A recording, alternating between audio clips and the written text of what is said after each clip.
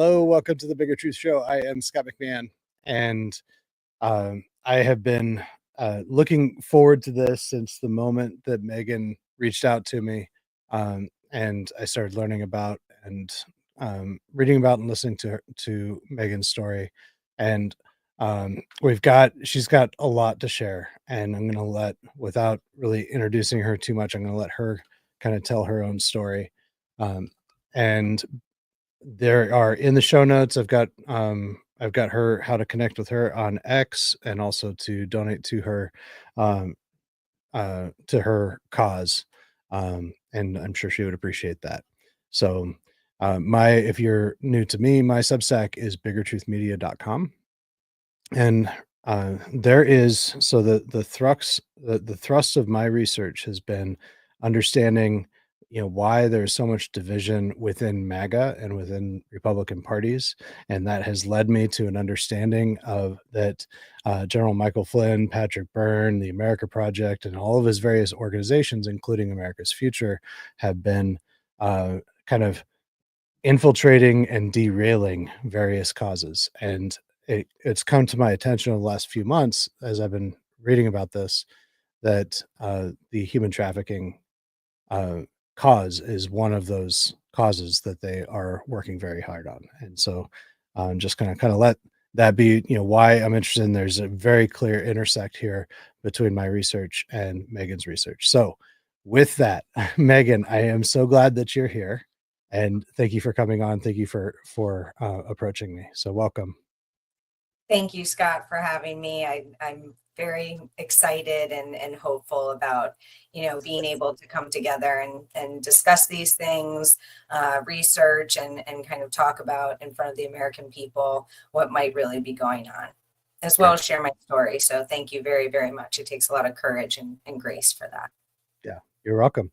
Well, and I think the courage is really yours. And I mean it's God's first and foremost. But I think a good introduction that you shared on your X a 2-minute video. So you're the daughter of John Walsh, and if you could just kind of, if you want to tee up this video, or do you want me just to kind of play this as an introduction as far as how to your father, because a lot of people might not even be familiar with John Walsh.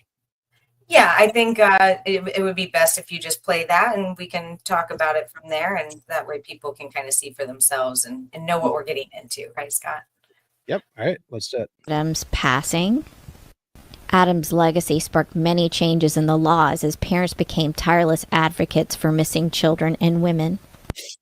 The Walshes knew that a system needed to be implemented to help track missing children, and that nothing currently existed to do so.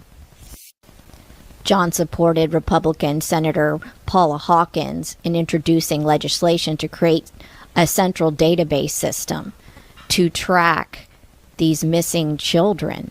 And under Hawkins' proposal, the FBI would be the ones to collect information about the missing children from the local law enforcement agencies.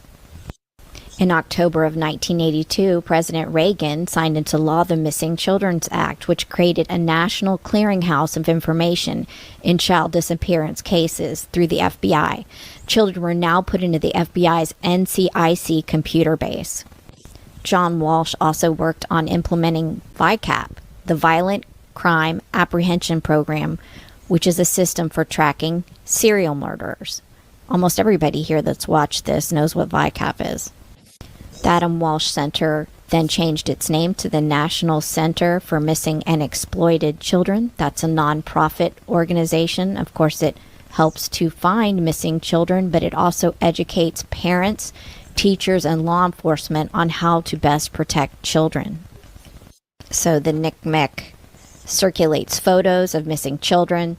They assist law enforcement organizations in finding them, and they also provide resources and support for the families of those missing children. In 2006, on the 25th anniversary of Adam's disappearance, President Bush signed the Adam Walsh Child Protection Act, which expanded the National Sex Offender Registry, created a new child abuse registry, and strengthened the penalties for crimes against children. John Walsh also went on to be the host and the executive producer of America's Most Wanted, a national syndicated television program that aired on the Fox network for 23 years. Then it was aired on the Lifetime network, and they captured approximately 1,100 fugitives. And after the last season of America's Most Wanted, he also went on to be involved with the programs In Pursuit with John Walsh and The Hunt with John Walsh. All right, your time is up, John.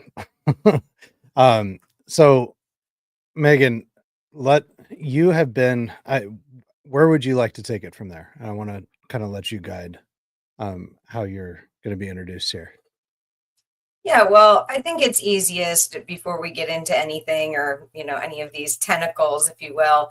Again, obviously, I am Meghan Walsh. For those that aren't familiar with who I am, my father is known as John Walsh, the host of America's Most Wanted, who then, like you just saw, went on to have other shows under CNN and Discovery, other networks besides Fox and Rupert Murdoch, originally after the disappearance, alleged kidnapping and murder of my brother Adam, which a lot of people in this country are well aware of, not only aware of, but it affected them greatly, either as parents of, in that time and since, or as children, growing up and into even today's society. So that's why I really talk about and feel, not only because of the other aspects of child trafficking and the corruption that we're dealing with on a global and national scale these days, but specifically to address the issues within CPS and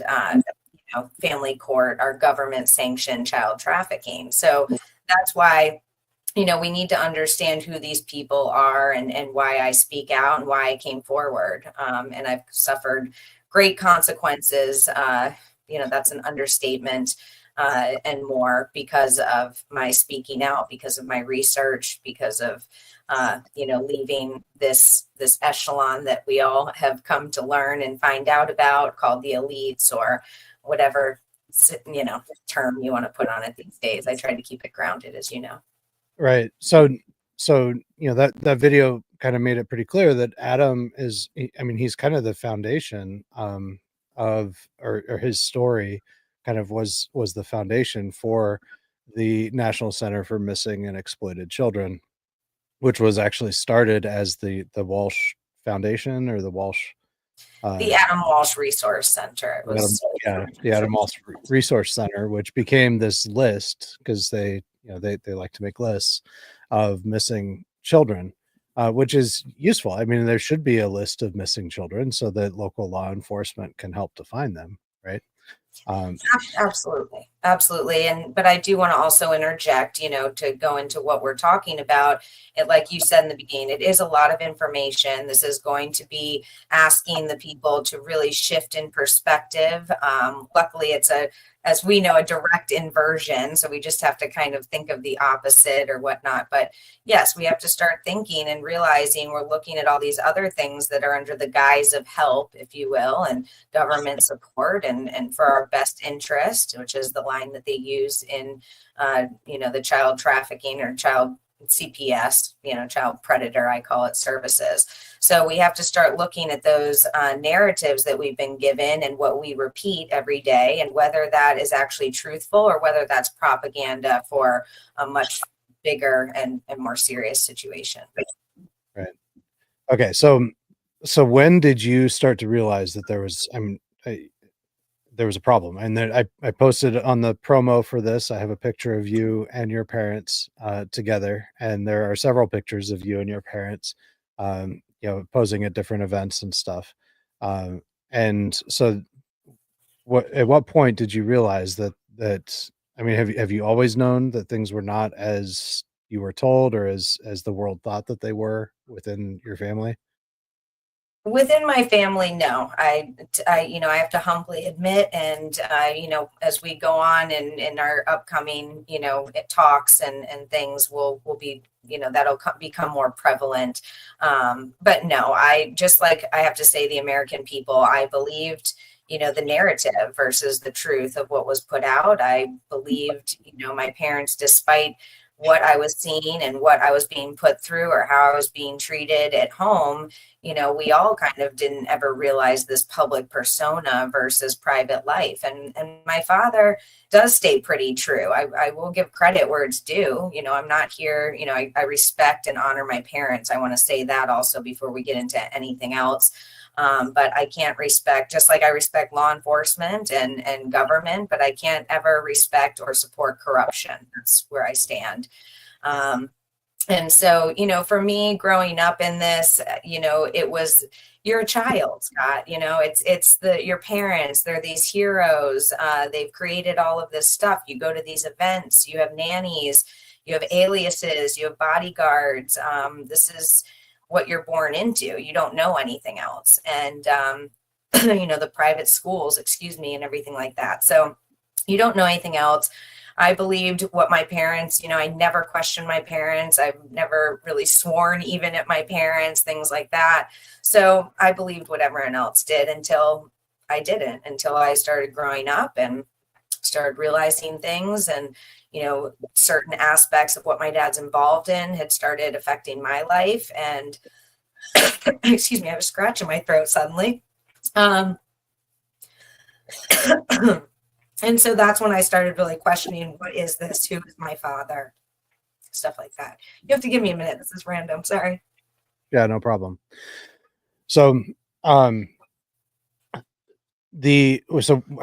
you're saying is that, you thought, just, I think most kids just think that their situation is normal because it's normal to them and you don't really have anything to compare it to.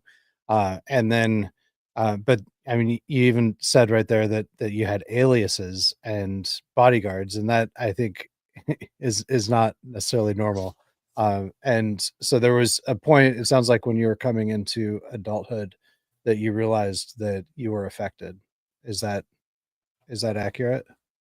Yeah, absolutely. Again, it wasn't really until later, but when you look back, you can really see, and that gets into deeper aspects. We're talking about child trafficking and how this is applying to the American public, but, things that I also go into, and maybe again later in interviews, or you can tell me if you want to delve now, but, it does really bring validity and a need for understanding of MK Ultra or programming or government networks and children that are born into these networks, how they are raised, who they are, things of those kind of questions and discussions need to also be had. So obviously that was part of my upbringing. I'm raised with, like you said, aliases and bodyguards. Ironically, we've had Kathy O'Brien come forward, and one of our aliases growing up, the last name was O'Brien. And so when you have this kind of stuff going on, you are caught up in, the next event, and you have to show up. You're literally living for your family. I was living for John and Reve Walsh, whatever they needed, whatever emotional or wherever we needed to be. So that's kind of how you were brought up, and it keeps you moving forward. But there's also an aspect of this trauma-based mind control, knowing that my brother was, I was told ever since I was born, that my brother was kidnapped and murdered, and he was, his head was, he was decapitated, and all these things that for a child's very horrifying. And then, also watching your father on America's Most Wanted. I remember every time we would have to watch it, I would literally close my, plug my ears as a child and start humming so that I didn't hear, my dad would always say this part, like he was last seen in the state. And if they said Florida, I thought they were definitely coming, to kill us. And I grew up thinking that comforters would slow down bullets when they did. So that's a short, way to kind of put how I grew up. But then there's also this dichotomy, like I said, of the events and the red carpets and the pretty princess dresses and, that whole lifestyle. Right. Before we go on, we've got some comments. Sherry says, prayers, Megan. We the People says, good afternoon. And thank you for coming, Megan. D Booma, glad you're here, says, stoked about this one. What's up, D-Boom? And we appreciate you sharing your story, especially after this last weekend space. And yeah, so you came on after you did the after space, and I you didn't know I was. but you really you took on Sun Tzu, right? I wasn't there for it, so Yeah. Again, I was literally sent the link because you were on. It's all your fault, Scott. No, I'm kidding.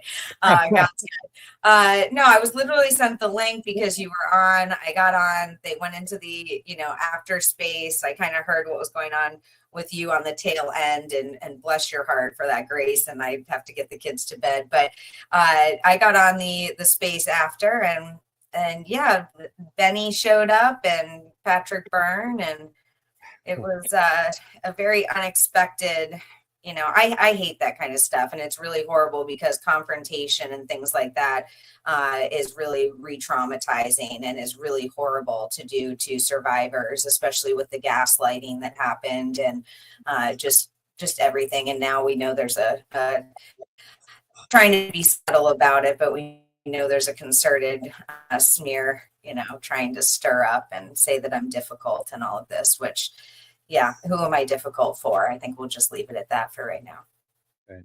So to kind of move along with your story a little bit, so you kind of realized that okay, what you experienced as a child was not normal and healthy, and and at some point you came to an awakening to the story, maybe the story that you were told about your brother wasn't actually true. Is that right?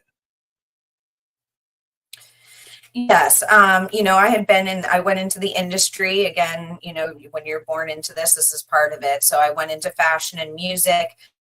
Through that, I saw a lot and experienced a lot. And then from there, once I had my son with the best friend of Kanye West, I decided to go and was encouraged through the agency, which is William Morris Endeavor, and my parents to go into more of new age healing, which, you and I, Scott, have a fun background with that. But, I went to that. I was very serious. I had a background for over 20 years through university in those studies and Eastern religion philosophy. So I started going into healing. And for me, it was really about finding the truth of God from the beginning. I was raised strict Roman Catholic, and going into college and really learning about other religions, wasn't any disrespect to the Lord. He was always there with me. But I went extensively on a scholarly path, which we know with the occult and with the elites, the Gnostic side of things, and you're bigger and better than everyone else. They know more than we do, but I digress. And I did that for a long time. I was a practitioner of Kundalini. I was studied under Gabrielle Bernstein, which is under Oprah. I was in the original ashram studying under students of Yogi Bhajan, which is the Kundalini military industrial complex psyop, using New Age, but that's for another time as well, Scott. And so, through that, then becoming a mother, God really guided me. That's when I went back to Christ. I didn't actually go through with my Kundalini initiation. There were different things that happened like that. And I ran back to Christ, and I was baptized and had my daughter baptized on the same day with me. She wanted to, and my son's dedicated. And that's really when I started to see, because I had chosen more of an integrative health path to the new age healing and, all of that stuff that I was in. And so a combination of that really provided a great community for me and, support. I had a wonderful therapist when all of this stuff happened with me and my children and leading up to it. And I had a great community, which then you start as a survivor or victim surviving, you start to realize, what really has been going on your whole life. And obviously prior to that, you have hints of it, but you don't have people around and you don't have the articulation or the knowledge at that point. And, by the grace of the Lord, I was given that, and I was given eyes to see and ears to hear. And then it was like a flood, Scott. I admit that. And it has been ever since. But we're here, and why we're here, like you brought up in the beginning of this show, is a very important aspect of why is there division within the Patriot or MAGA community. I've never been in politics in my life. I am here to talk and represent a humanitarian crisis that's ultimately supposed to unite us all. But in the nature of where we are and the political, atmosphere of today, we have to understand what is dividing this. Why is this going on? Why is there a space like the other night? I'm here, people have known me. I'm solid, I am reliable, and I bring the truth, and I'm not afraid to admit, apologize or admit if I'm wrong in something. I would love to be wrong in all of this, to be quite honest. I think many of us would be. But it's also not an attack. It's not anything. This is not an attack on my parents. This is not an attack on, a Flynn network. This is not an attack on anybody. And if it's being poised as that, then that should be looked at. Why is it an attack? We're talking about protecting children and their safety and ending child trafficking. When I started speaking up about that, that's really what got me questioning the National Center, got me to look into my brother Adam's case, which all the files are available for free at justiceforadam.com. I know we have great people that love to research and dig. And again, I've been asking for years for help. This is not about me. This is about the people coming together. And this organization in my brother's case has affected the country for over 40 years, and has been a huge gatekeeper and a precedent set to get to where we are today. And that's why I feel this is so important. So, and this is the justiceforadam.com website. And so there is a lot of information here. You've got, whole CD-ROMs full of information. And so each of these links, has lots of links. So there is a lot of information here. I've been doing this for probably going on 7 years now or so, 7 or 8 years. COVID has really made the years fly by for all of us. So it seems quite unbelievable, but I've been doing this for a while. I've got great people. You can go to this site. Also on Rumble, we have a podcast that we do when we can. So don't expect it to be regular, but maybe that makes it more exciting. I don't know. But it's over on Rumble, and the channel is Insight, INSITE. And my show on there with the amazing Lindsay Mack and Gino is called Reexamined with Meghan Walsh. And we actually go over these files.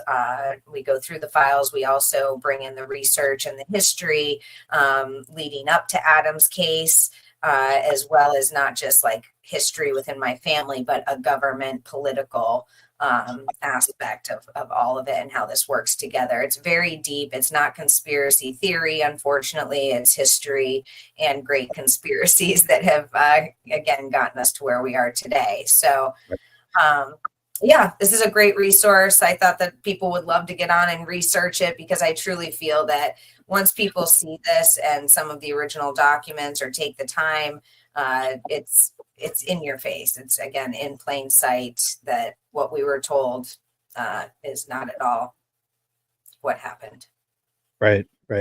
And then there's a link to this page right here. And which is Frustrated Witness. Is that right? Frustratedwitness.com. And so this tells the story. It looks like this is a book. Is that right? Willis Morgan actually is the one who compiled all that and made the website that we were just on. So we have great, admiration and respect for him. He does have, I believe, 2 books, or he updated his first book. And that is a compilation, of all of this. There is an aspect, though, too, that, is something that we're dealing with in today's atmosphere as well. And that is disinformation campaigns as well. Right. So, from day one of Adam's case, it's been highly controversial. I mean, they want to be mad at me and take my children and weaponize the system because I'm questioning it, or the center. But, I'm far from the first or the only one that has, including detectives and law enforcement people that were involved in the case itself. So internally. So, this has been very controversial. And I guess my point there is that, we're being called conspiracy theorists for, looking into history and understanding how we got to these places or who the people involved are, so on and so forth.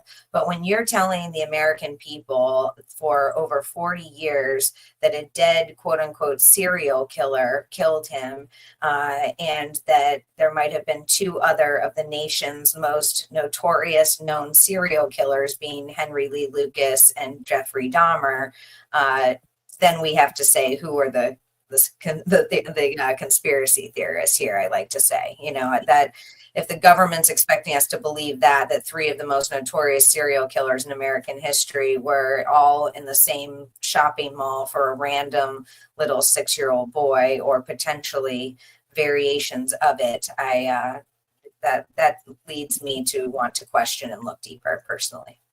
So what do you think happened after, as you've been researching this, what do you think happened to Adam? So of course we talk in theory, I wasn't there first. We have to preface with that. I wasn't there. But we have several different, I would say about 2 or 3 streams of theory that are very strong.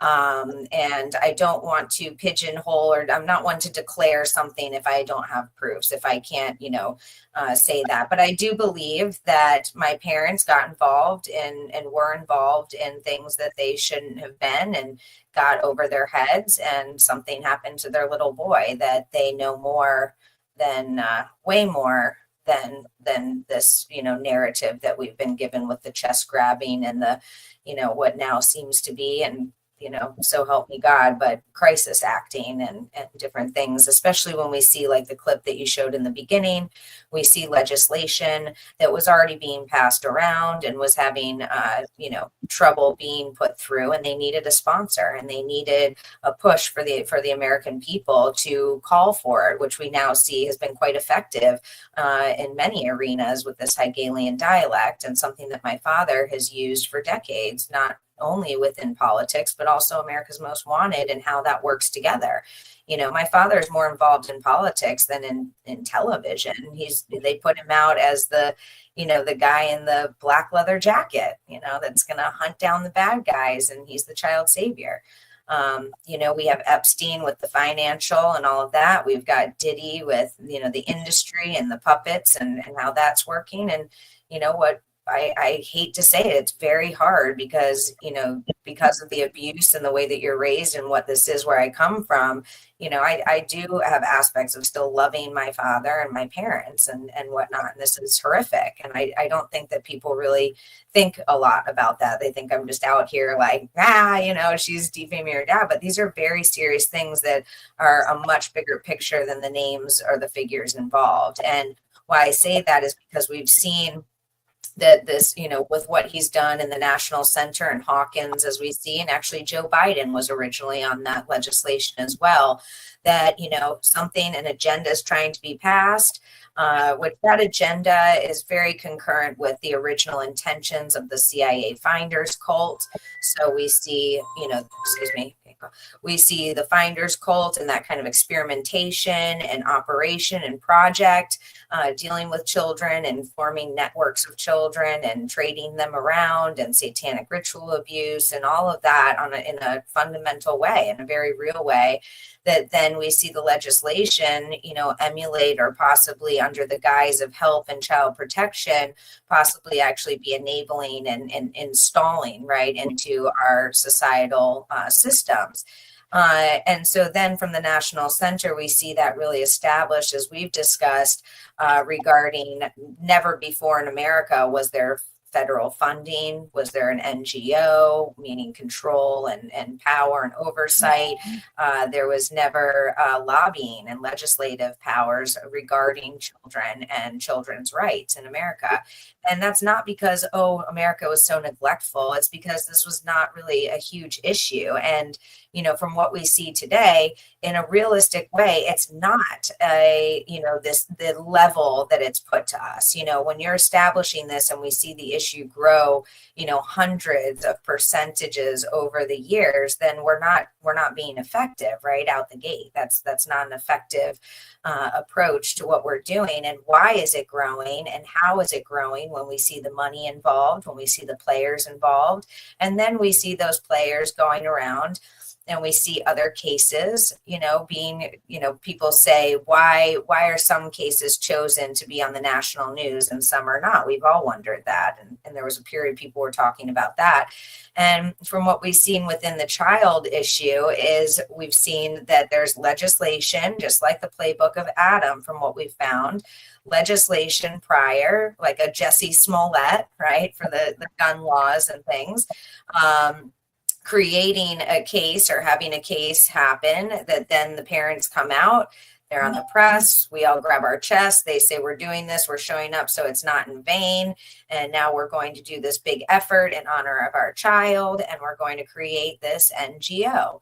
And we've seen that with the McCann Foundation, we've seen it with Child Focus, with the Dutroux case, we've seen it every Natalie Holloway, Joe Petito, they've all what my father calls the quote unquote murdered parents of murdered children club. So we've seen kind of this playbook that then leads to how effective is this, and when it's blatantly about collecting our data, our children's data, and the networks of copycat NGOs that they've created, like Thorn and those that I just mentioned, to extend this out, and now globally through the International Center, founded with Richard Branson, World Economic Forum, Hillary Clinton. I mean, all the players are there. So Richard Branson is the founder of Virgin Atlantic and Virgin Records, and he's very protective, apparently, over the name Virgin. Even yes. He was also affiliated with the Nexium sex cult and all that then brings it back around to what's going on with Sean Combs, P. Diddy currently. That will all eventually tie together and come out.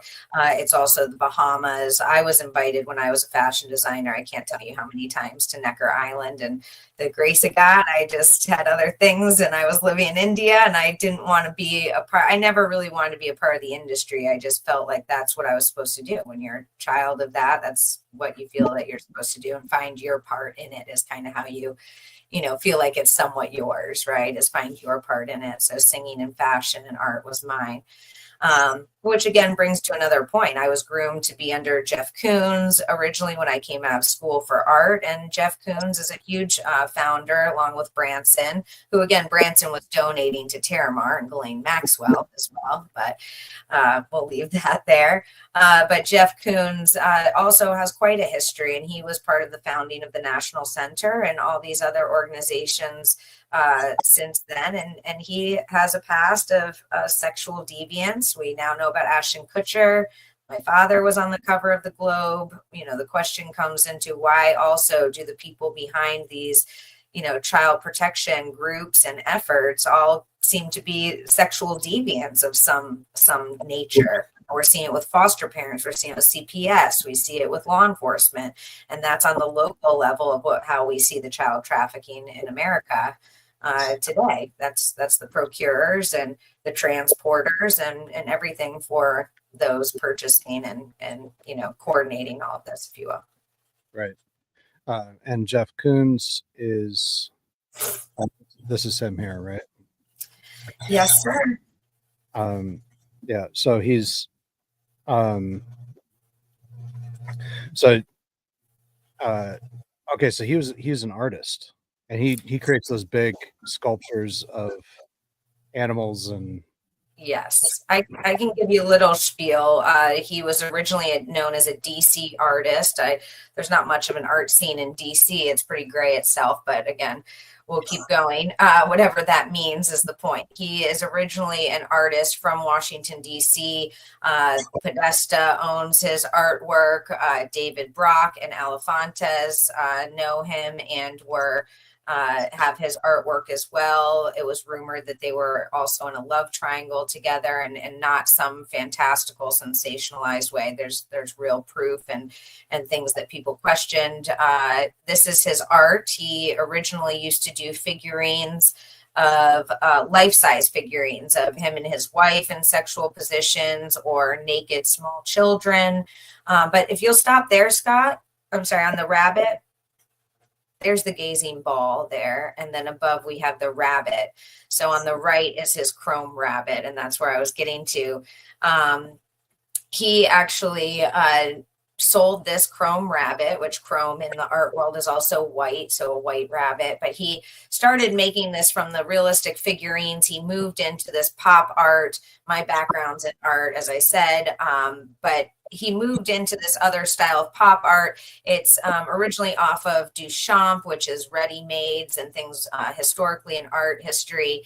But he started this, and if we look at it, it moved into these big pieces like Scott was saying, but they all have this reflective quality to them, and they're also all very like childlike or, light-hearted in nature and things like that. So this is also where Marina Abramovich would come into it, and all of those deeper aspects that, again, I would love to talk about in a different thing, because it does get pretty deep. But just for the overview, he sold this rabbit through, it was either Christie's or Sotheby's auction house in Manhattan, and Steve Mnuchin's father actually purchased this rabbit for $91.1 million. And he gifted it to a Cohen. So to me, that looks like money laundering, but that's just my opinion and how the art, knowing what I know about the art world. So what that also did was set Jeff Koons' status. So, your artwork is what determines what you're worth. And this made him the highest paid living artist, was, I believe, the big title for him. He also has a new wife with a 20 billion kids that has tattoos of rabbits and has very breeder energy and situation going in their family. So he sold this, which then gave him that status. And then he was named in the Arts and Embassies program with Marina Abramovich and Hillary Rodham Clinton. So that extended, again, their network out to, oversight of art within embassies and the shipping of it. And he used to do figurines of children and people. He also partnered the Gazing Ball below. He also partnered with Larry Gagosian and Harvey Weinstein to do a fundraiser for Clinton, where they were going to make a print of that image you saw below when you were scrolling, of the Gazing Ball, the Greek woman with the whatever it is, with the ball right there. Yeah.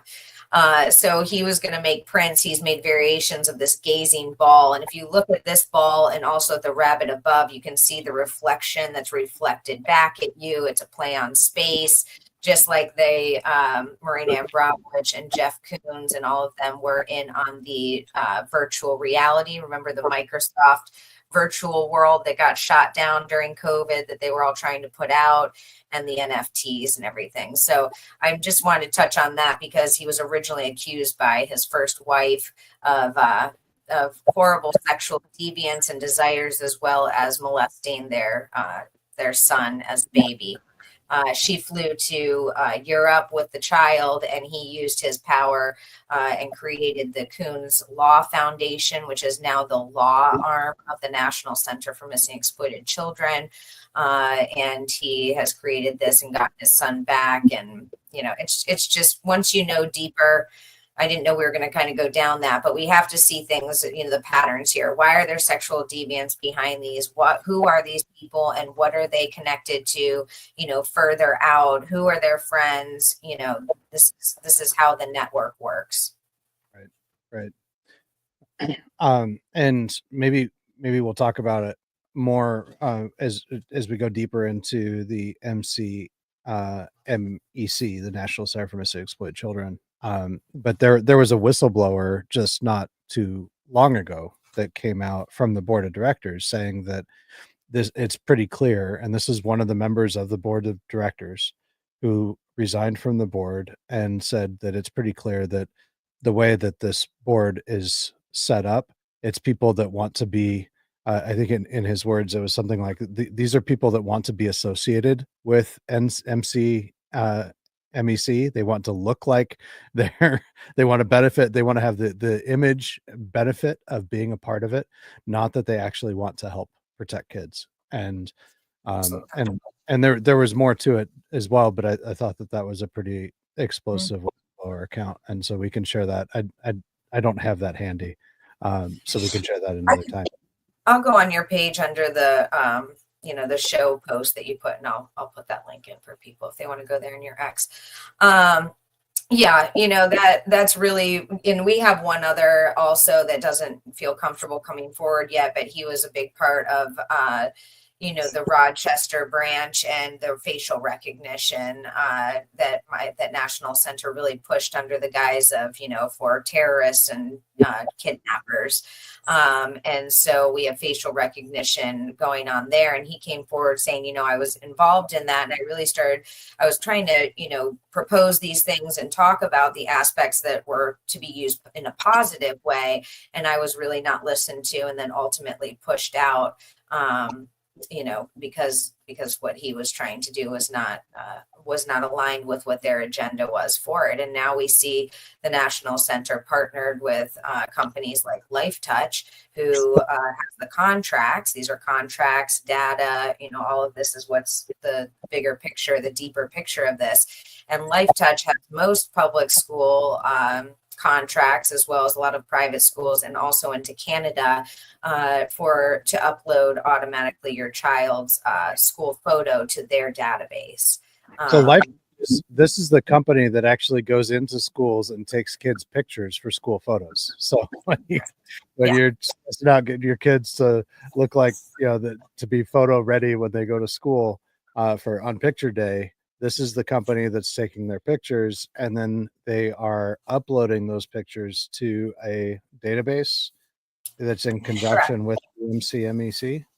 Correct. And when you reach out to, when you reach out to them about it, they say, this is, you need to contact the National Center. When you reach out to the National Center, they say, contact LifeTouch. LifeTouch says, sorry, we've never had anyone complain about this, probably because they're not informing or getting consent from parents to do it. And, that they would have to get back to us. And we have not heard back since, and we've found a lot more since then. So yes, LifeTouch is one. That's only one example of how this is happening, especially when you see the progression of the National Center over the years and who they have, teamed up with, and Obama with the Patriot Act. And then we've got Obamacare, which is now enabling newborns to be taken out of hospitals, and has been. It's to target these registries, this data. And this is what my father is a huge puppet for on the media front, for these political agendas, and to get the people to beg for them. And what we need to be realizing is that these are not effective. They're not helping us. They're not protecting us. And we have to start talking. The big thing that has been hidden from the MAGA community, especially because we're the ones that care the most and everything, from what I can see coming into it, is this notion that I've been trying to get across of the child protection and safety grift that has been going on in America for over 40 years. And what is that? What is their propaganda? Who is their network? How do they operate? These are the aspects that I've been looking at and trying to talk about and bring to the American people. But we've had this huge effort to make all of this child trafficking into child trafficking porn, and make it sensationalized, and, things that, again, just make it seem like it's bigger than us and we can't do anything about it. And we need to sit and give our authority over to these new figures that are talking about it, and, stand by, when really this is something that we can be ending in our own communities today. We could have 3 years ago. So that's where I want to get to solutions, and I want to especially talk about what's, your thoughts about what to do on the local level. But first, I think, it's really important to share that, this is extraordinarily personal for you, because your own children have been taken away from you. And that kind of fits in with from what I see, really as an outsider looking in to and really still just learning about the human trafficking, um, the what's going on in this whole world, and the anti-trafficking movement and all of its different tentacles and different approaches. But what I'm seeing is that there are directions, and there are ideas and narratives that they promote, that most of these organizations promote, about what child trafficking is, that is very different from the reality. And so, we had the movie that Tim Ballard and Jim Caviezel did, was it The Sound of Freedom? And that promoted this idea that child trafficking is taking children from other countries and bringing them over here. Now, certainly that is an aspect of child trafficking, but that's probably the minority. Even though now, we have 320,000 missing children, and we could talk more about that, but that is just one aspect of it, and it's the trafficking that's really happening within this country is in the foster care system, as you've described to me. But then, the other, in I think what your father was doing, what John Walsh was doing with America's Most Wanted, is this idea that there are isolated lone wolf pedophiles that are out there, kidnapping children. And, that was the idea that we grew up with, that I grew up with, and understanding from the media, and from, I think John Walsh has a lot to do with that idea. So there are bad guys, isolated lone wolf bad guys, that you got to be afraid of as a parent or as a child, that'll come up to you in their car and say, hey kid, do you want a piece of candy? Do you want a ride? That kind of thing. And so certainly that does exist, but I think that there's something more pervasive than that. And there's this profit motive that the foster care system has, and an abuse of the system by judges specifically, on the local level, and that is what you truly have been victimized by. And so, if you could talk about that, and how that came to be, and what your story is, how did you lose your children?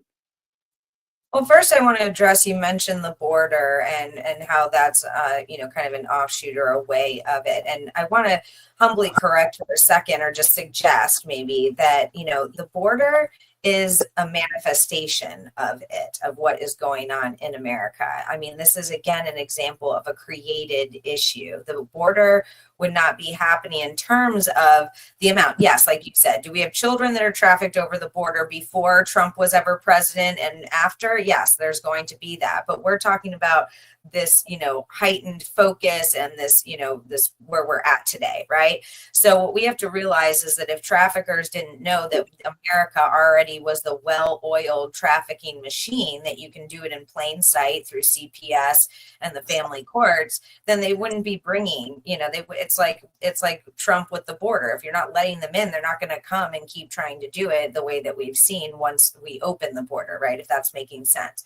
So when we look at the border issue, this is coming, and these children are coming, and it's a double-edged sword, because it's showing the people how this is actually happening, but then the way that it's being presented and put out is really distracting, or keeping people disconnected from realizing that this is what you're seeing and are so horrified about, is what is actually occurring as we even talk right now to American children and families.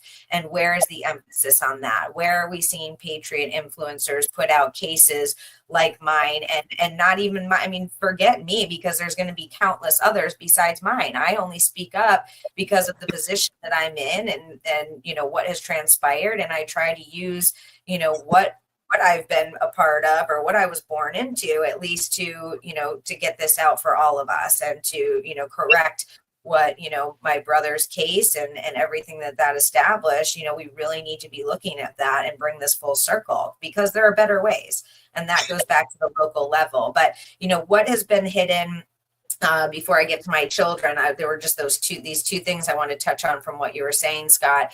And what's being hidden also, or from that, lone wolf predator, stranger danger, is the government trafficking, obviously, and these satanic and elite families. Or you can take satanic out if you don't feel comfortable. I know that's a trigger word for a lot of people, and I'm aware of that. So these elite families or families that traffic their children. There are families, no matter whether you think that they're, worship aliens or they worship the dirt, there are still families that traffic their children, heavily in America as well. Right. So I do want to interject really quickly that, I think that, there's the idea that, that the media has really used Q to defame, which is the idea of satanic ritual abuse. And that's something that, that's kind of one of the core, beliefs of, most Q followers, and I'm not a Q follower, and I don't read the posts, or I haven't, I've read some of them, but that's not how I identify. I just, Yeah. But there are, and I don't have a problem with someone reading those posts. In fact, I have many friends, many friends who have, and they are very rational people, and they look and they seek out the evidence for themselves. But as I've approached this more really as an outsider and as a journalist, I've sought to talk to, the objective of a journalist is to go as close to the source as you can. And so, you're not the first victim that I've spoken to, and I've spoken with Nathan Reynolds and some others, and it is satanic ritual abuse. I mean, this, in the sense that it is a form of satanic worship, and whether that's deliberate Satanism, or some other manifestation of Satan, or Antichrist. There's a an anti-spiritual aspect to it, and it is truly evil, where there's this pleasure that is taken from inflicting evil upon children. Yes, And and they feed off of the energy of the children as well. Like my parents currently, they would always say, "Oh, the children keep us young," and they feed off of the children. Their obsession was not being able to have control over me and my children once I started speaking out and questioning things, and then that led them into a panic to then weaponize their buddies and who they know locally. Because I was also, again, I was on a local level speaking out about this and questioning things in my own community, like we all should be doing. And it's not to fearmonger people from getting away from doing that, because this was, almost 4 years ago at this point. We're at a very different point now, and Trump is now in. And, I hope that people will, the issue is that it was only me doing it. It wasn't more people. It wasn't everyone understanding and coming together. And we know that. But, this system, it is satanic. Even if I always say, Scott, even if you don't believe in this, they do. This is an ideology of people, and I don't have to believe it for it to still exist, right? We know that. So you have to start thinking and knowing what their ideology is to understand that. And even just on a fundamental level, I'm not saying you have to learn about Satanism to understand what's going on with child trafficking or these families or any of it, but it's a very good way to understand what's going on. And when you look at their rituals, which is part of their ideology and part of their religion, and they take seriously and believe in, then you can also see that even if you take the CPS network, right, the CPS system in itself right now, and you apply a Moloch ritual to it, okay? We know Moloch, they all love Moloch, killing chickens to Moloch, okay? For people that aren't aware, maybe that struck a chord. So, but child sacrificing to Moloch, this is an ancient ritual. And if we put it in a modern context, because again, these are entities, these are demons. I don't want to get too, into that stuff right now, but that is going through these people. So these rituals will hold the same still. When you have social workers and you have judges and GALs and attorneys, this is the lower hanging fruit that are procuring the children from society. So that is the worshipers of this beast, right? Of this beast system. And they are bringing the children to the system. They don't care. They care about the raise that they're getting. And I'm not saying that there aren't all, people get into this and care, but that's a whole other show about social workers and the system itself.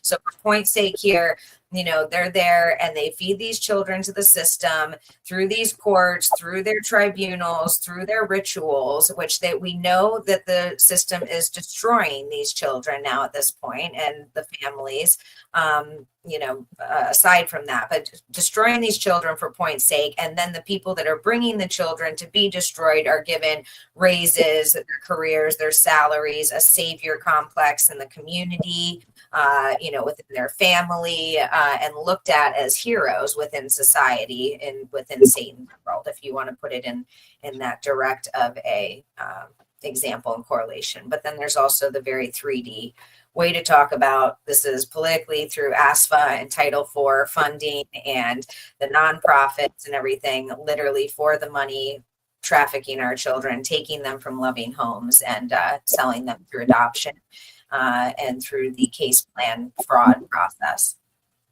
And so to come back to your story, I mean that's really essentially. Oh, sorry, Scott. Yeah. No apologies at all. I mean we're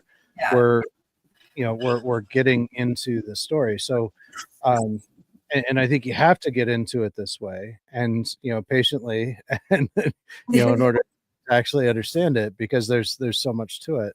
But what happened is that John Walsh hired very high-end attorneys, and he also went to the fathers of your children and engaged in lawfare against you in order to take your children away from you. And they've never been away from you. You have no criminal record or background at all. And there's no way that you were endangering that a rational argument could even be made, or a legal argument could be made that you were putting your children in danger, although they made claims, but they weren't. There's no soundness to those claims. And the horrible thing is that this is not. This isn't just isolated to you. I mean, there are so many stories of not just mothers and fathers that where judges actually agree to take children away from mothers and fathers. And so if you could speak to that, why does that happen? Why would a judge give the ruling that your judge gave you?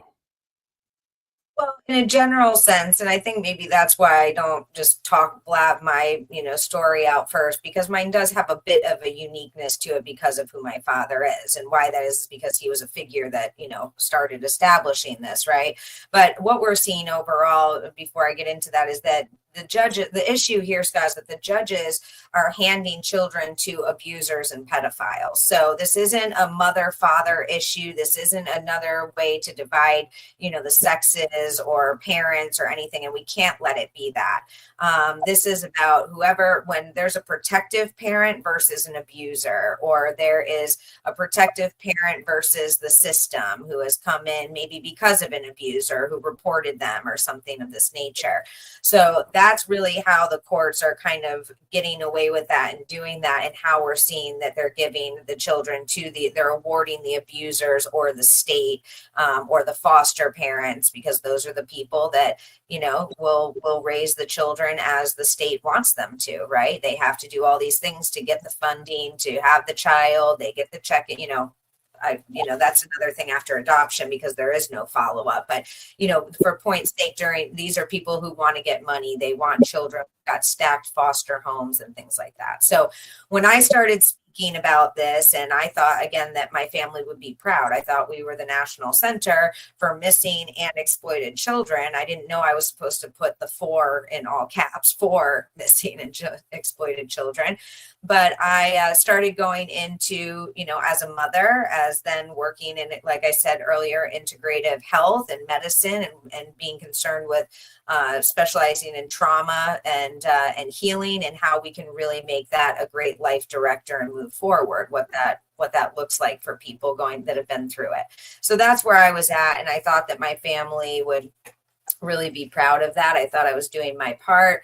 And again, I was known in the community. I would have play dates with other moms, and families were in and out of my house. I was with them, and I was developing a community learning farm, and holding spaces during COVID for families to learn and have fresh air, Scott. So, but again, I started asking questions about the local foster home. I started asking my parents about Adam's case when people were asking me, during COVID, we were all on lockdown, and I would get real people asking me, or my friends or online, like, what about Amber Alert? What about Laura Silsby and the National Center and things like that? Or, I didn't know this about Life Touch and my child's school picture. I'm livid, and, I don't even know how I can get this, off the database, off their database once it's up.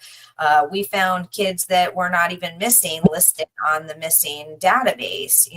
They're listing in some places, NGOs or the copycats are listing like week-old babies as runaways because there's no follow-up on that and things. Week-old babies can't run away, Scott.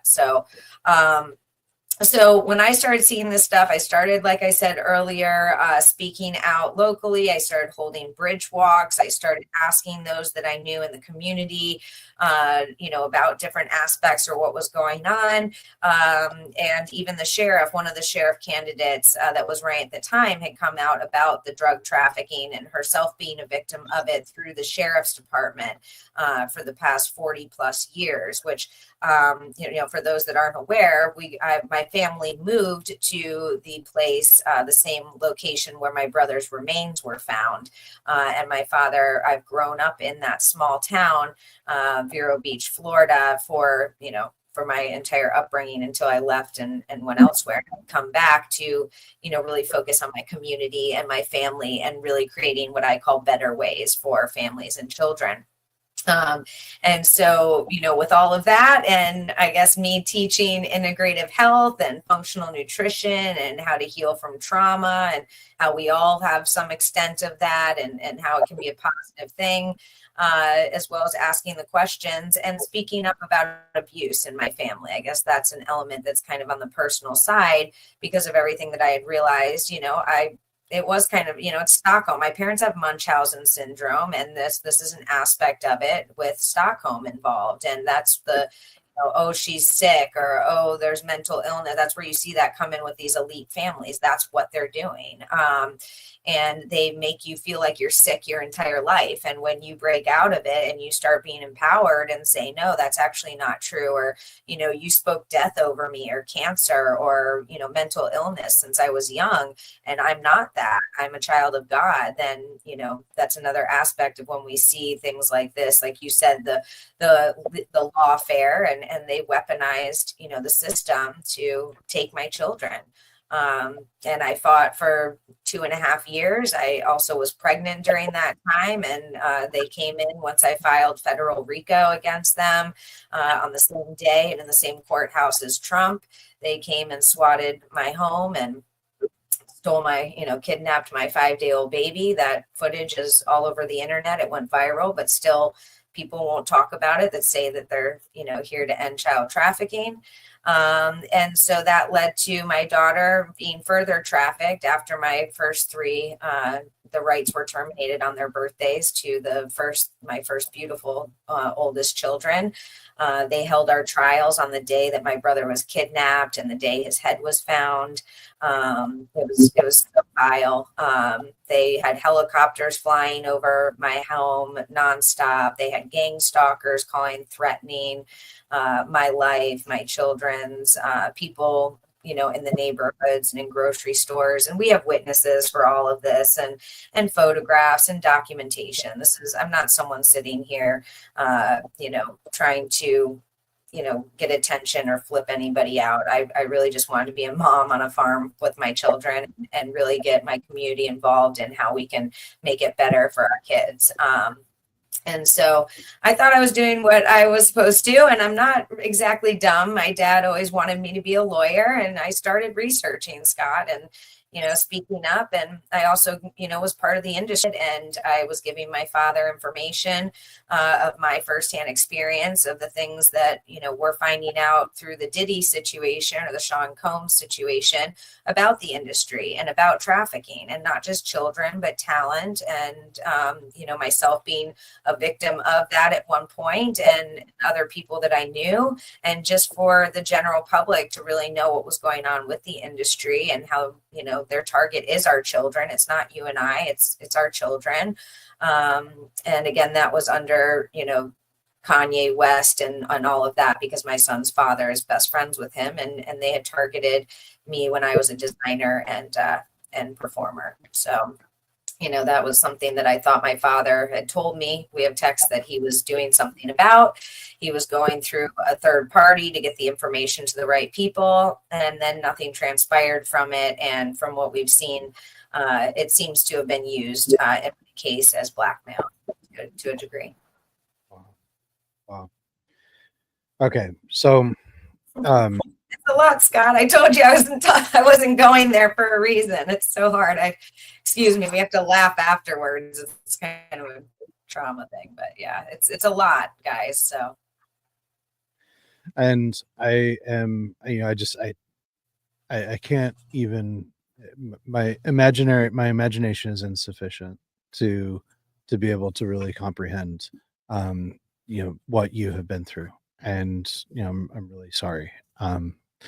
But thank you, Scott. But they are hunting people and children, and people need to understand that those are who's hunting them now in all of our communities. Right. Okay.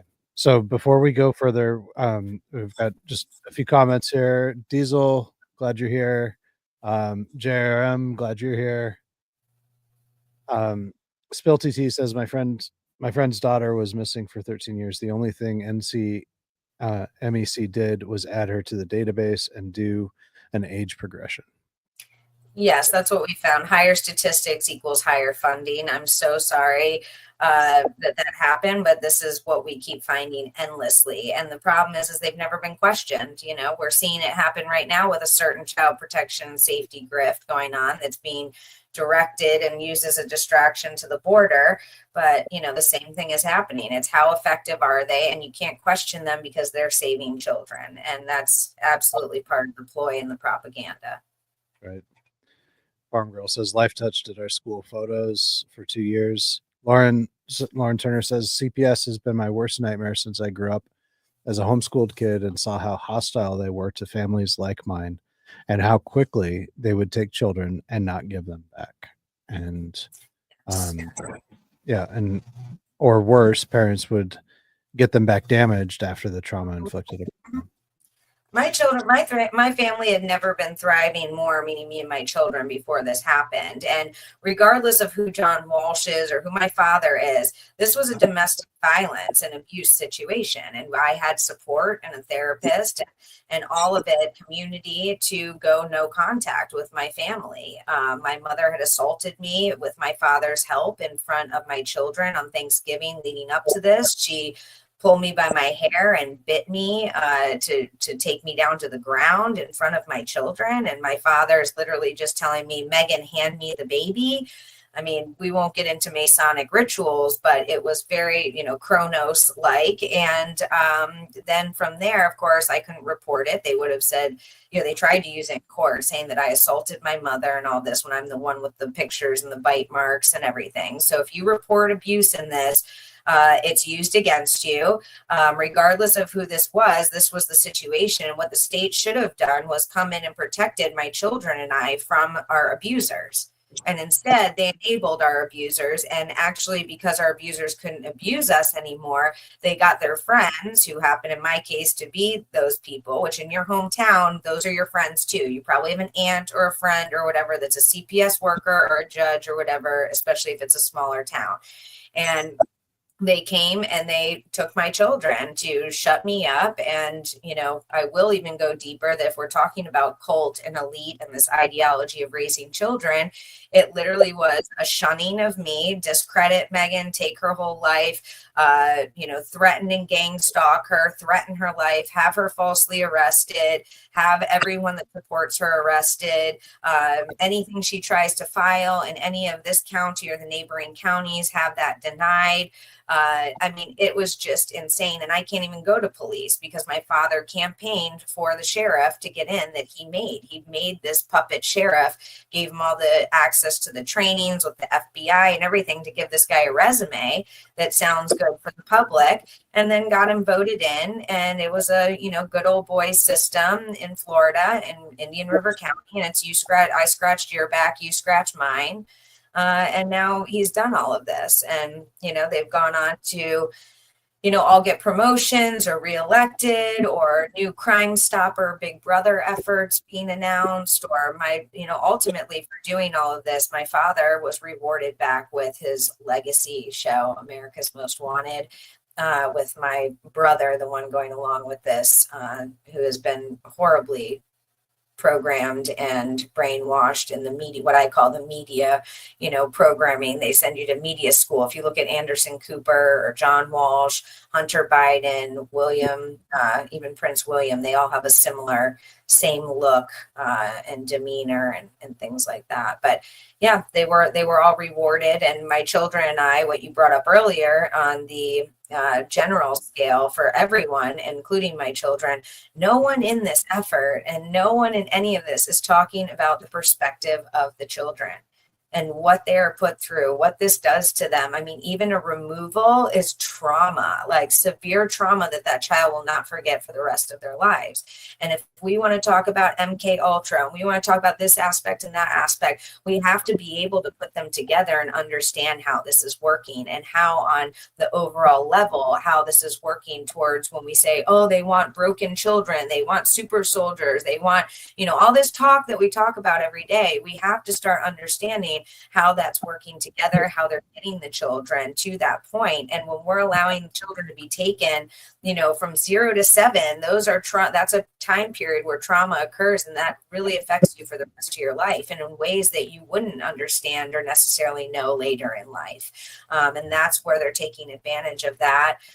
We have many children that have grown up now. We already have state-raised children. Everyone's saying like, oh, we can't get to state-raised. They want every child to be raised and born in a tube, and all. We already have this. We have foster care, and we have surrogate mothers. Okay, I'll just put it that way. We already have children in just not those contexts that this is happening to. And when they come out and they're growing up, they're now wonderful to speak out and say, I was put in this family that I knew I was never a biological child. That it has an effect on you. And I was told that I should be happy because it was a mansion, or it wasn't, where I came from. And we also have a serious issue with children running from foster homes and from adoptive stuff. If it was so wonderful and great for these children, then they wouldn't be running away, you guys.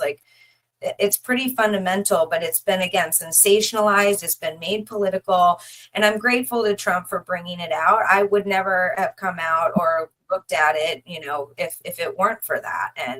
But to see where we're at this point right now with it is, it's heartbreaking and it's devastating. And to see the lack of understanding of what this is, because other people have been too busy screaming and collecting money and, doing events and tours. But I'll just, it's hard to talk about.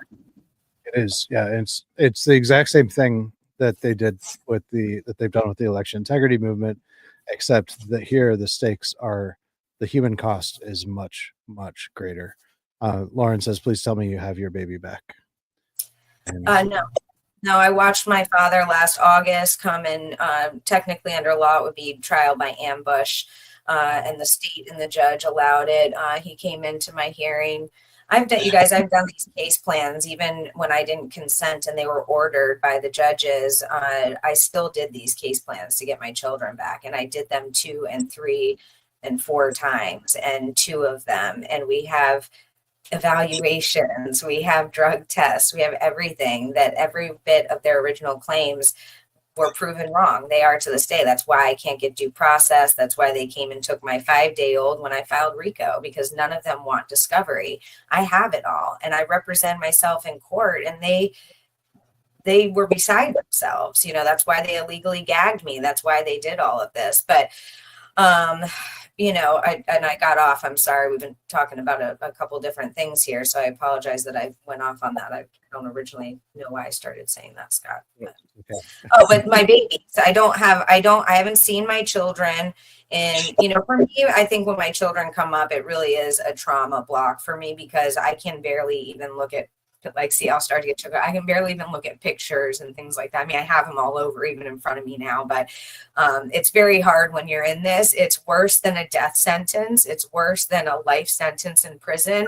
It's worse even arguably than a child murdered, or, a death of a child, because your child's out there, who they're with. And, for my situation, especially, my life and their lives are threatened every single day for what I speak out about. And I'm literally here, just making it through the days, begging the people to realize, so that my children can come home and are safe, and that we're safe, and that we can see resolve to this. We can see, everyone was ready when my dad came out and wanted to do all of this back in the day. And now we're in a really great place where people are ready and want to do something, but they're being kept from what they can do. The information is not being given to them on what they can really do and what stakes these really are. So I have not seen my children in almost 3 years. They're being, told that mommy is sick and she needs to get help, like a doctor. I even have that recorded by my father, and the whole collusion, the conspiracy to abduct them, which, if they can do all of this to us, then what does that say about Adam's case? What does that say about my brother? And I want justice for that, because, again, that means justice for parents and children in America and the way that this has affected them. And that is what we're dealing with CPS now. The baby, I watched him come in, is what I was saying, in a trial by ambush. And I literally watched my father in a side backdoor courtroom deal sell my baby to the state. So,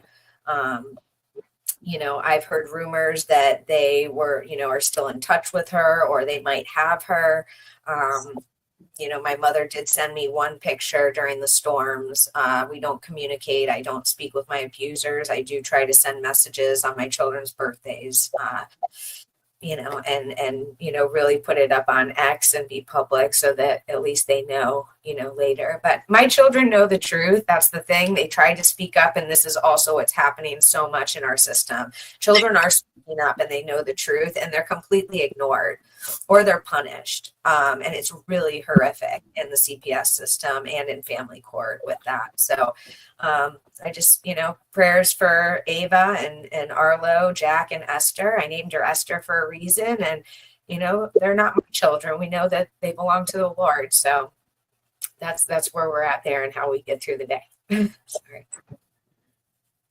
And I mean, it's one thing to know that that's true, and it's so hard in practice to actually trust God in that, and it's impossible without His grace, without His help. And That's for sure. I would not be here if it were not for the Lord, through everything, not just through this situation. But we know that He's already won, and we just have to stay with that. I think the hardest part for me about all of this, Scott, to be honest, because, knowing the Lord, like, I see the bigger picture. My kids know the bigger picture, and that this is way bigger than us. But to not have justice, to not have anywhere to go. And this is not just me, this is parents all over. The qualified immunity, the way the system is, the narcissistic abuse, and just the every aspect of abuse that they employ, and truly break parents while they're telling them to get better, and they're trafficking their children. It's just the lack of justice or anywhere to turn when you are in this position is breaking. And that's what we have higher suicide rates, amongst the children and families in this than ever before. And, we're all saying that we want this to end, but then, and I get it. It's easier to be on a social media platform or make a post, and awareness is still so key, but we're also beyond that point right now. And this is a point where we need to be moving into a positive space, into saying, we've endured this for God only knows how long. We've done the research, we've done the work, and we've come together as the people. And now is time for us to see children being returned through those adoption records and family court records. We want those judges indicted and investigated. We want to call for the reopening of the Adam Walsh case for the American people. We want an investigation and defunding of National Center for Missing and Exploited Children and the International Center. Or for that matter, any child NGO that has taken advantage of the oversight and, the immunity that they've been given, and, so on and so forth. These are things that we can really do, you guys. And, hopefully with Trump in, and, the Lord is my only savior, but, hopefully if we really got to this, it could end in a day. At this point, every single state has federally kidnapped and trafficked children. All 50 states. And by law, that calls for immediate defunding and halting of operations, investigations, indictments, and everything that we need. And those people tell on the higher ups. It really makes the dominoes fall. Yeah. A huge part of the problem is that there are financial incentives for the court and for for law enforcement, for CPS, for the medical industrial complex. There are tremendous financial incentives at taxpayer expense to take children away from parents. And I mean, the court should have an absolute strong bias to keep children with their parents only in the just most obvious situation where a child's actual life is in danger by being with his or her biological parents, should they ever be taken from their parents. And it is just it is absolutely terrible, and it's got to stop. I mean, we cannot have children being taken away from their parents. I mean, this is the this is one of those fundamental things that's I mean, this is life, liberty, and the pursuit of happiness. I mean, to be able to, and it affects a lot of other aspects of our lives that we don't even realize, indirectly as a society, when we're allowing this to continue and when this is occurring. And you're right. I mean, we've even had senators and congressmen say, this is bounties on our children's heads. When you have a quota, that's a bounty. You have to make this many. And, they'll say by law, oh, we have the law, we have the Sunshine Law, we have Family First, we have these laws that say that, to keep the families together. But that's not where the issue is. That's part of the grift. That's part of the propaganda. And of course, they return some to make it look good. But even within those, it'll be cases that they know that they can go that's going to have an ongoing substance abuse issue or an ongoing domestic issue down the line, right? So they know where those kids are. They know they can get them back if they needed to meet that quota this month or whatnot.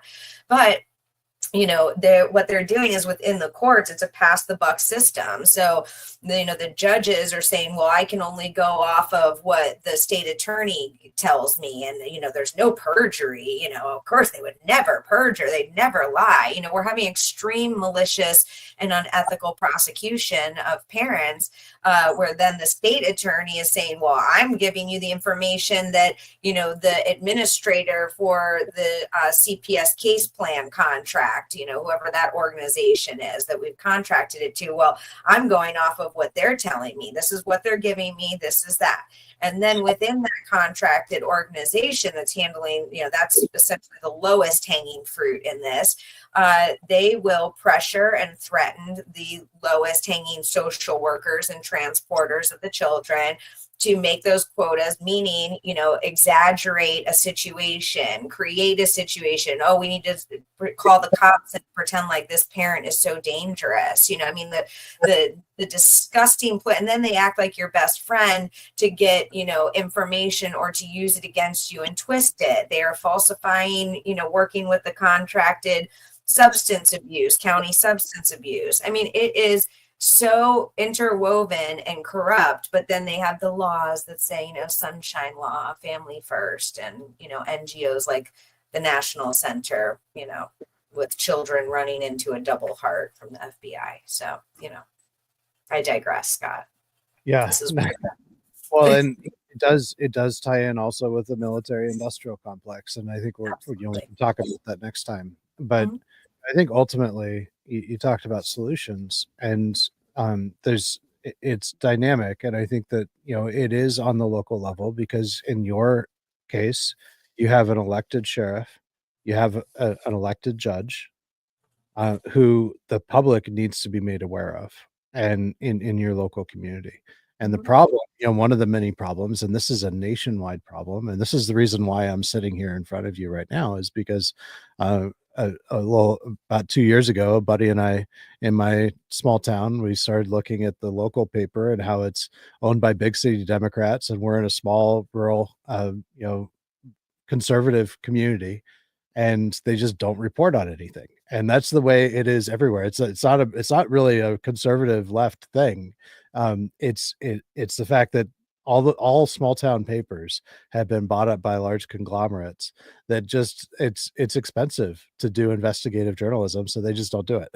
It and, is. It is. and And also that the police, come after anyone that, goes, I mean, in towns like mine, I'm not saying everywhere. And when you're in bigger places, it's better, but that is an aspect of the retaliation when, and that's why also the press that you're talking about doesn't want to talk about it. and they have an additional profit motive where you can buy good press. Mhm. And they're private companies, so it's very difficult for us to know that that's what's happening. And so a big, something that we can do is investigate what's going on with our family law courts and with our sheriffs, our local sheriffs, and get the word out there. We have the ability through social media, through X, Facebook, through Substack. There's so many different tools that can help us to get the word out on things, because there's a very strong hunger and demand for quality local journalism, and that's something that we can all do. There is a strong, there's a strong responsibility with it, to be truthful and to be careful and to look for, to document evidence, and to not make unfounded accusations.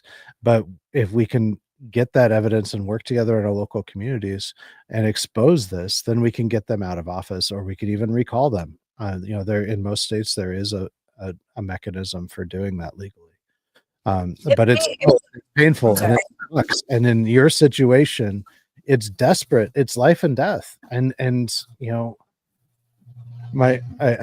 been sitting here crying with you, and it's terrible. This is just absolutely terrible. It is. It's really unfathomable. I've had 4 of these beautiful children of mine, all naturally, and you forget the pain after, as soon as it's over. So maybe that's a part of what's carrying me through as well. Because again, I talk. It's easy to talk about all the statistics and all the facts and everything, but it is very, very hard to talk about my own situation, which is the one that is currently going on, is dire with our lives. Currently, this is real live time here. And it's also what I was hoping was to be vindicating for many, many of us that have been talking about this and have lost our families, have been called names, all of it. And I really did have hope when I, came into the more political realm of things and was on those podcasts and those people. I really thought that I'm going to get choked up again, but I really believed that we were going to be exposing this, and these were the right people. And, I was handing them through being terrorized and, pregnant, and my children, giving birth at home, and my child being taken, and all of this. I was still showing up on podcasts 2 and 3 times a day for the people.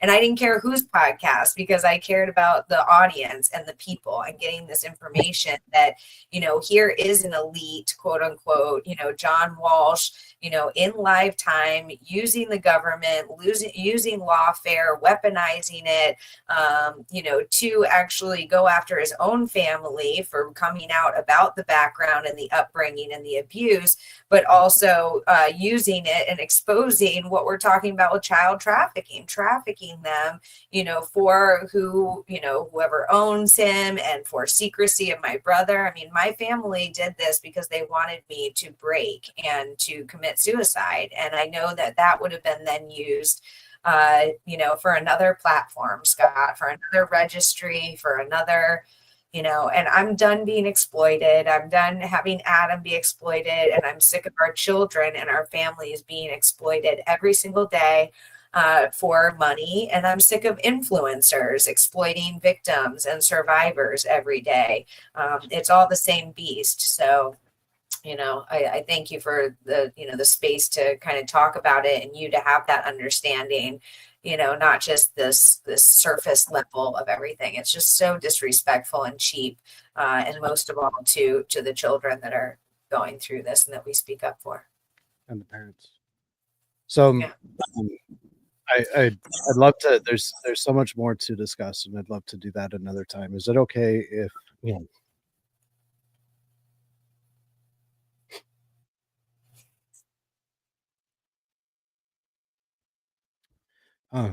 can I pray?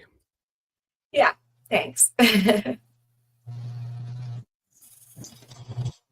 Father, we need your help, Lord. We are just the earth and all that is in it is just crying out for justice, Lord. There is so much pain.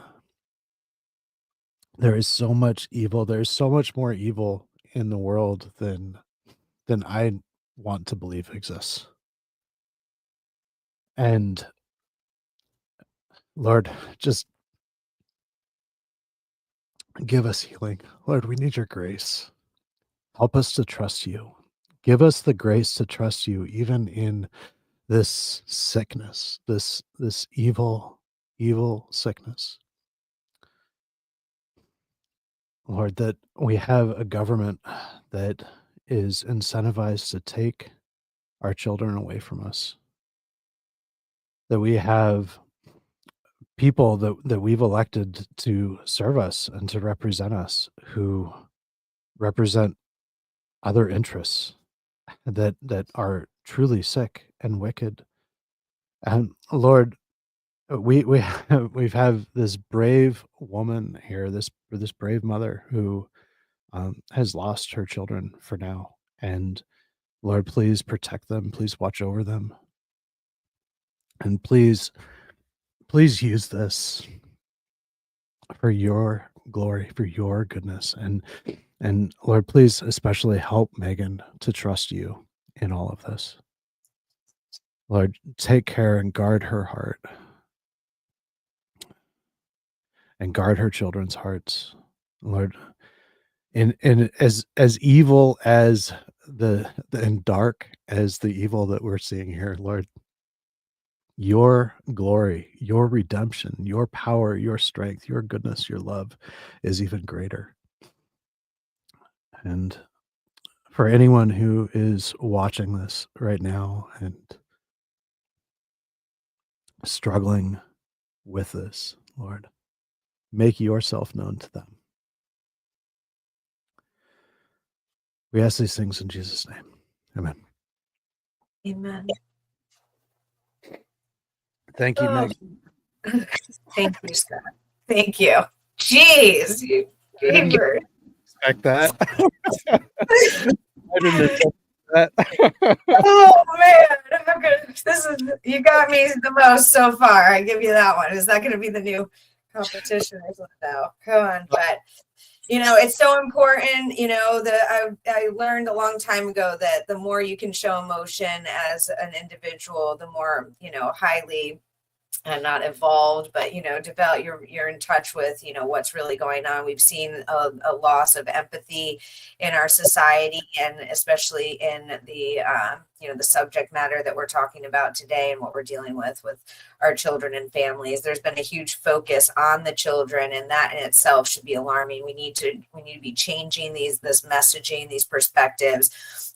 You know what, Scott, you show me thriving families that have been through drug abuse or been through horrible times in COVID, and now they're thriving because of some sort of good community support, that didn't get incentivized or didn't get any gain from it. And then I'll maybe even entertain something like that, some sort of compensation or, being okay with that. But right now, this is not thriving biological families. There's all these loopholes. It's the weird witchcraft that they're using, and inside and outside of the courts, they're trained to do it at this point. Even if you think you're a great social worker and you just came into it, we have at least 4 whistleblowers in my case alone. We've had endless employees come in thinking they were all excited and leaving within weeks because of what they saw.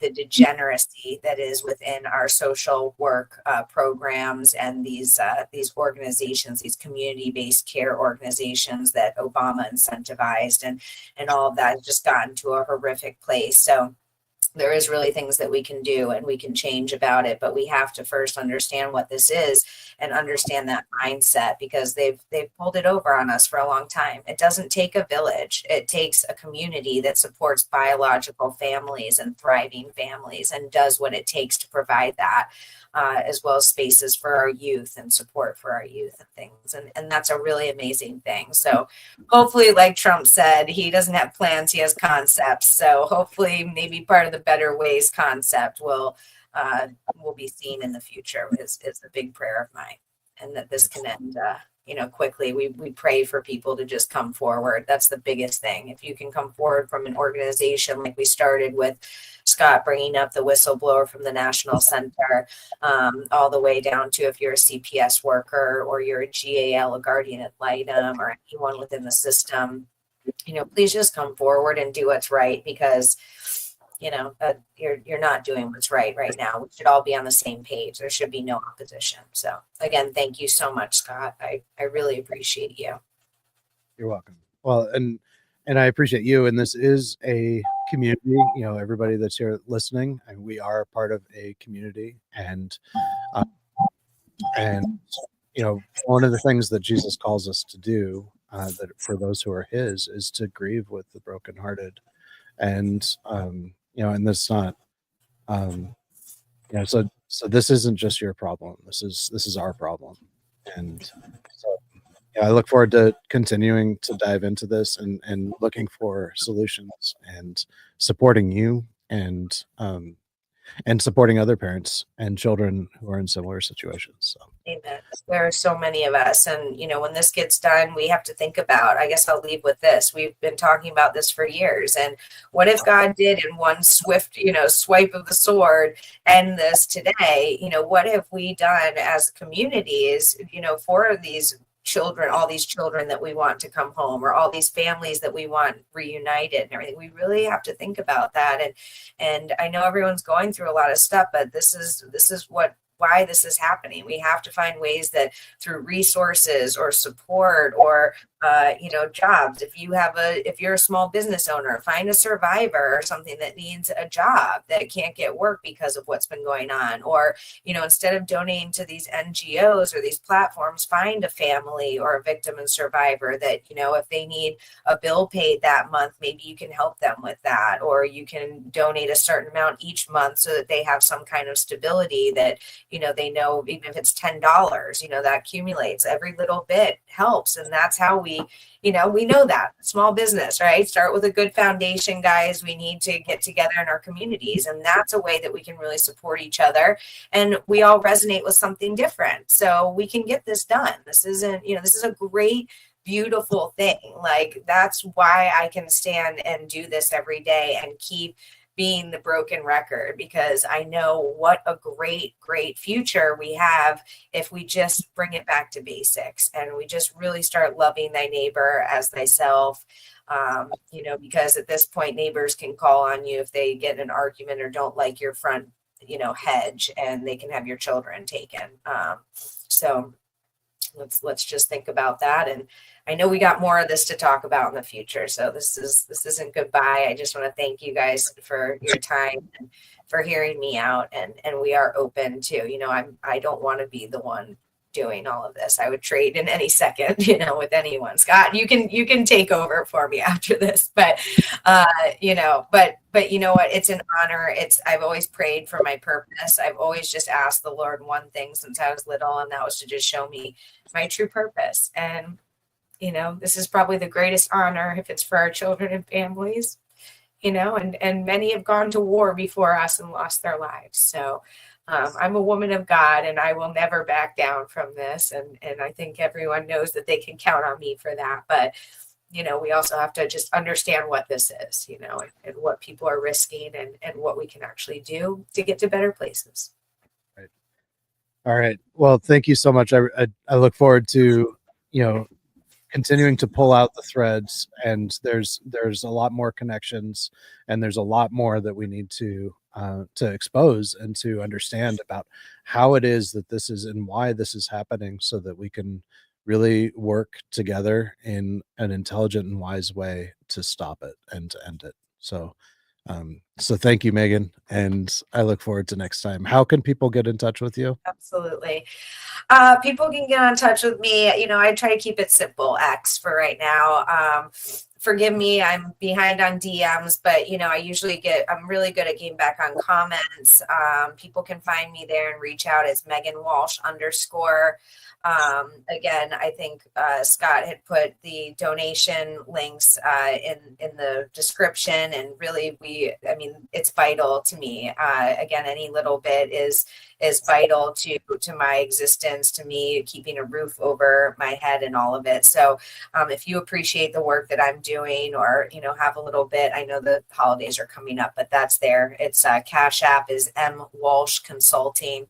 And then Family Farm and Faith, all spelled out, is the PayPal link. But again, that's written for your reference. And I really just ask everyone to come together in this. And thank you, Scott, so much for everything. I'm trying to set up kind of like a locals platform or something, but that I really want to be more solutions based. And, we have that My Crime show, but I really want to be moving into solutions and positive things that we can be doing to get ready and to see this through. So thank you again.